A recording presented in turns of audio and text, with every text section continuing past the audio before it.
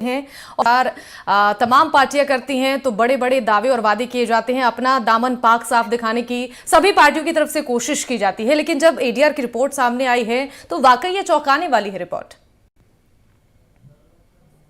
की बात से शुरू करते हैं। वो कहते थे कि जाति जनगणना एक एक्सरे है। अब मुझे दुख ये होता है, चाहे वो कांग्रेस पार्टी हो चाहे भारतीय जनता पार्टी, एक एक्सरे सिटी स्कैन जरा अपराधियों का भी करवा ले। क्या जाति जनगणना का ही एक्सरे करवाया जाएगा या सांप्रदायिकता का ही एक्सरे करवाया जाएगा? कम से कम करप्शन के मैटर पर, भ्रष्टाचार के मैटर पर जिस तरह से कुछ चीजें सही हुई हैं, तो जरा ये इस तरह के जो गंभीर आरोपों में जो लोग ग्रसित हैं या जो लोग उस पे उनके ऊपर केस है, उनको रोका जाना चाहिए। लेकिन इसके लिए हम लोग थोड़ी सी पृष्ठभूमि समझते हैं कि ये अपराधी आने कैसे लगे। ये भारत के राजनेताओं की देन है। 1980 के दशक में के पहले 80 के दशक में अपराधी आना शुरू हो गए थे, लेकिन 70-75 के दशक में हम जब जाते हैं तो ये जो नेता होते थे, ये लोग उन अपराधियों का हेल्प लेते थे, समर्थन लेते थे और जीत कर आते थे। 80 के दशक तक आते आते अपराधियों को यह लगा कि इनको हम खुद नेता बना सकते, तो खुद ना बन जाए। तो 80 में फिर एक गठजोड़ हुआ, नेता, ब्यूरोक्रेट और गुंडा, अपराधी, ये तीनों मिल करके भारतीय राजनीतिक व्यवस्था को अपवित्र करते हैं, उसके चोली में दामन में दाग लगाते हैं, भारतीय लोकतंत्र को कलंकित करते हैं। तो 80-84 में जो नेताओं ने भारतीय राजनीति पर कब्जा शुरू किया, अब भारत के राजनेताओं के कब्जे में अब नहीं है राजनीति। आप देखें 115 विधायकों में से 35 पर लगभग 30% से 32% तक के ऊपर भारतीय जनता पार्टी जो चाल चरित्र चेहरे की बात करती है, वो भी अपने इस तरह के विधायकों को चुनाव लड़ने से नहीं रोक पाती है।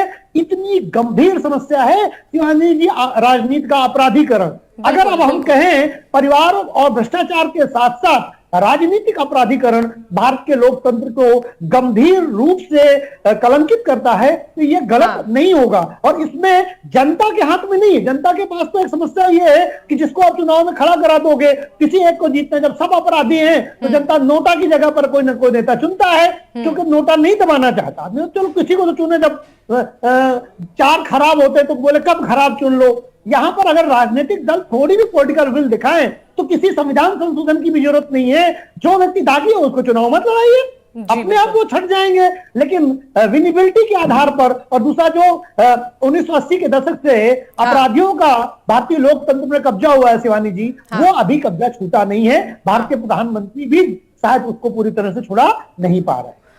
बिल्कुल सही कहा आपने। हमारे से ही समझना चाहेंगे, वक्त थोड़ा कम है, एक फाइनल कमेंट आपसे चाहेंगे कि जिस तरीके से सभी पार्टियों की तरफ से ये दागेदार जो नेता लाए गए हैं, इसमें सुधार करने के लिए भारतीय जनता पार्टी, कांग्रेस पार्टी या जो तमाम पार्टी जिनके एडीआर की रिपोर्ट में आंकड़े सामने आए हैं कि उनकी पार्टी से कितने फीसदी नेता दागदार हैं, तो इन पार्टियों को इसमें सुधार लाने के लिए क्या करना चाहिए?